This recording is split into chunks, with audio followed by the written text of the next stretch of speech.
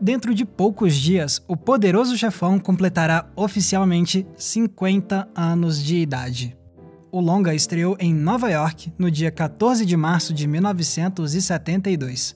E desde então, o cinema nunca mais foi o mesmo, com o longa de Francis Ford Coppola se consolidando como uma das maiores obras cinematográficas da história.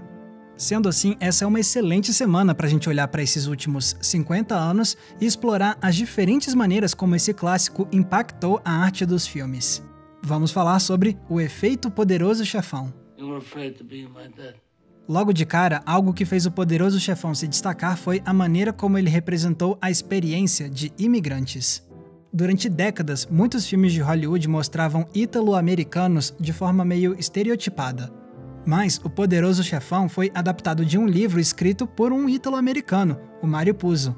E o diretor, Coppola, também é ítalo-americano. E por mais que nenhum dos dois tenha crescido com qualquer tipo de contato ou experiência com a máfia, eles sabiam perfeitamente o que era crescer numa família de americanos que tenta preservar a cultura italiana. Eles sabiam os detalhes do dia a dia, as pequenas expressões culturais, as dinâmicas familiares.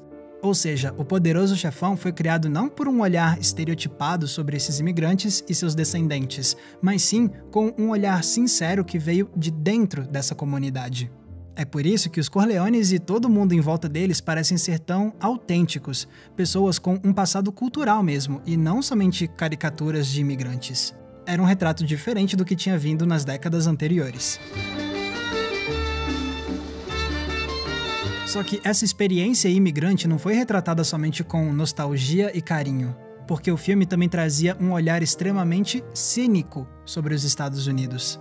Vamos lembrar que o Poderoso Chefão foi criado na esteira de uma década que trouxe a Guerra do Vietnã, assassinatos políticos como o de John Kennedy e Martin Luther King, além, é claro, do escândalo de Watergate, que levou à renúncia do presidente Richard Nixon. Significa que no início dos anos 70 ainda prevalecia em muitos cidadãos americanos o sentimento de desilusão com o país deles, o que leva a um olhar mais crítico sobre o passado dessa nação. Como é que os Estados Unidos chegaram a esse ponto? Como se construiu esse país? É esse espírito contestador que serve de base para O Poderoso Chefão. Esse filme mostra imigrantes que chegaram nos Estados Unidos em busca de um tal sonho americano. Aquela ideia de que, nesse país, não importa quem você seja ou de onde você venha, basta você trabalhar duro que você vai vencer na vida de forma honesta. Porém, para muitos imigrantes, essa não foi a realidade que eles viveram. Muitos tentaram e não conseguiram sair da pobreza. Outros se viram atraídos para o mundo do crime por falta de oportunidades melhores. E até mesmo quem teve boas oportunidades podia acabar se desviando. É exatamente o que a gente vê acontecer com o Michael. Ele teve educação, ele foi para a universidade, ele tinha todas as chances de seguir um caminho diferente. Mas a tragédia do personagem é justamente o fato de que, mesmo assim, ele não consegue escapar da vida de crime da família dele. E quanto mais ele cresce nessa vida de crime, mais a gente vê como a máfia está não só nas ruas, mas também nos corredores do poder, como parte integral da política americana. Então, os Estados Unidos do filme não é aquela terra pura de oportunidades ilimitadas com as quais os imigrantes tinham sonhado. Não. Aos olhos de Puzo e de Coppola, essa é uma terra construída pela corrupção, onde o tal sonho americano não passa disso. Um sonho. I never wanted this for you. E é graças a esse cinismo que também surgiu um dos elementos mais influentes de O Poderoso Chefão, o anti-heroísmo. Os personagens não são unidimensionais em suas facetas criminosas. Eles são apresentados de forma muito mais complexa.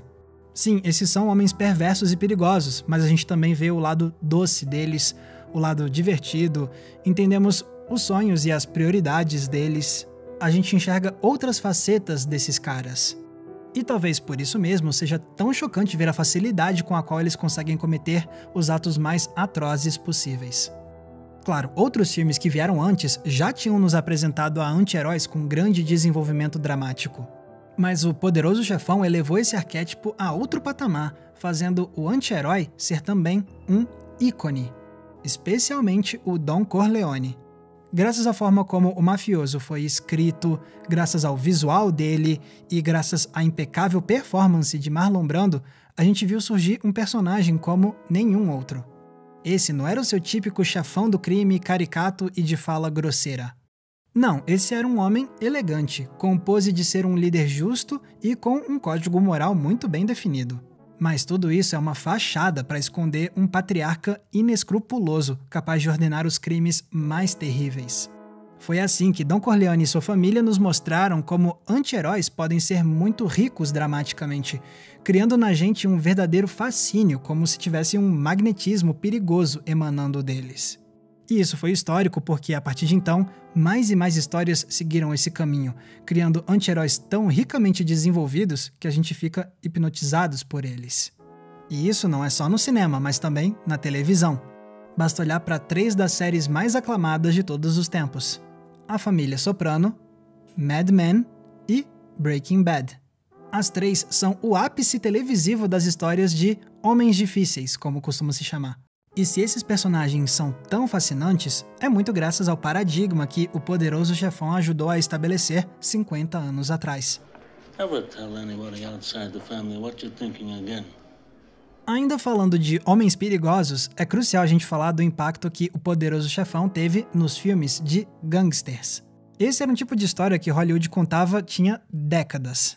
Mas esse subgênero com certeza mudou com a chegada do filme de Coppola. Afinal, O Poderoso Chefão foi um sucesso gigantesco de bilheteria, o que, obviamente, incentivou mais estúdios a lançarem as suas próprias histórias de máfia.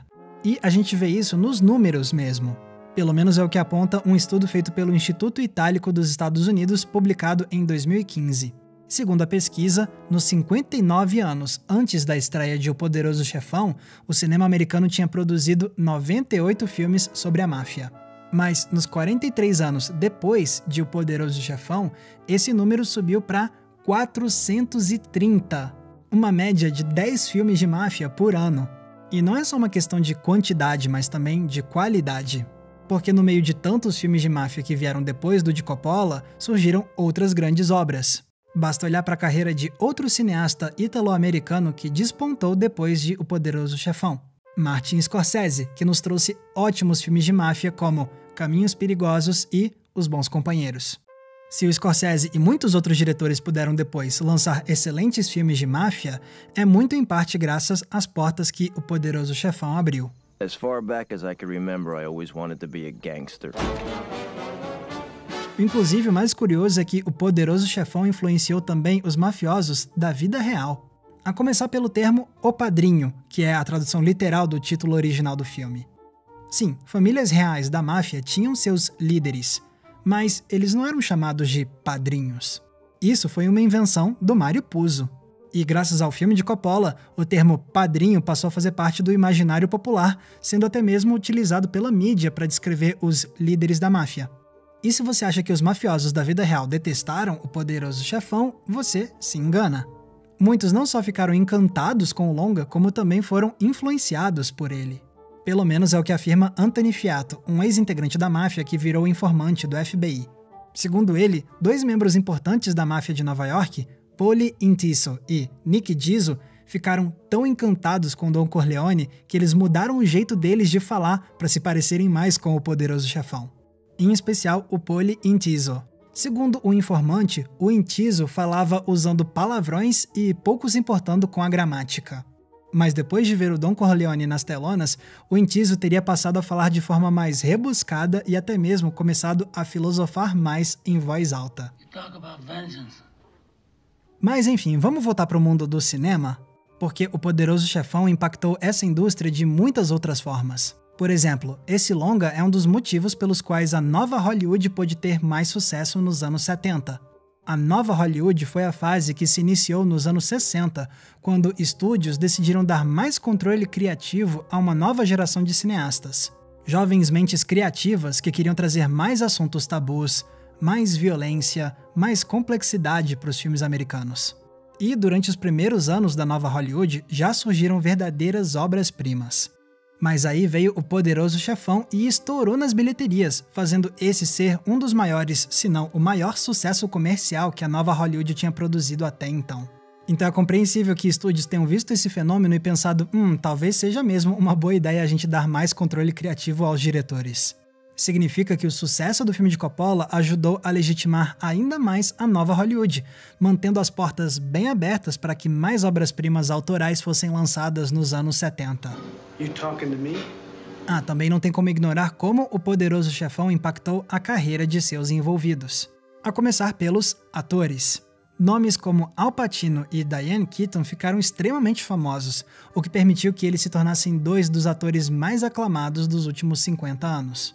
Já o veterano Marlon Brando viu a carreira dele ser revitalizada. Logo antes de O Poderoso Chefão, muitos estúdios consideravam o Brando como uma estrela antiga e em decadência já. Mas a performance dele como Don Corleone mostrou que o ator ainda tinha muitas cartas guardadas na manga, o que ajudou a mantê-lo como um artista de grande renome pelos anos seguintes. E, obviamente, é graças ao Poderoso Chefão que podemos ver o Coppola se tornar um dos diretores mais influentes de todos os tempos. Antes de O Poderoso Chefão, ele era praticamente um desconhecido na indústria. Mas, graças a esse filme de máfia, o Coppola rapidamente se tornou um dos diretores mais respeitados de Hollywood. O resultado disso foi uma sequência de outros grandes filmes como A Conversação, Apocalipse Now e, obviamente, os outros capítulos de Poderoso Chefão. You broke my heart. Fica evidente então que O Poderoso Chefão é responsável por um legado importantíssimo no mundo do cinema e da cultura pop como um todo. E olha que a gente só cobriu uma parte desse legado no vídeo de hoje. Porque para destrinchar todas as formas como o filme de Coppola mudou as coisas, a gente precisaria de dias. O que me faz pensar que a gente provavelmente ainda vai estar discutindo os desdobramentos do efeito Poderoso Chefão daqui a outros 50 anos. Galera, muito obrigado por terem conferido o episódio de hoje. E muito obrigado a todo mundo que apoia a nossa campanha do Apoia-se. Nossos apoiadores ajudam a financiar o nosso trabalho todos os meses e aí, para agradecer, eu produzo conteúdos exclusivos para essa galera. Tem recomendação de filme, tem grupo fechado, tem live exclusiva e tem também o nosso Cineclube Entre Planos para a gente debater um filme por mês via videoconferência. Para conferir todos os detalhes da nossa campanha, é só clicar no link que está aqui embaixo na descrição. Se quiserem me ouvir falando ainda mais sobre cinema, vocês podem ouvir o meu podcast, o Cena Aberta, que sai 2 vezes por semana, e vocês também podem me acompanhar nas redes sociais, usando os nomes que estão aparecendo aqui embaixo de mim. Mais uma vez, muito obrigado pela audiência, um abraço e até a próxima sessão.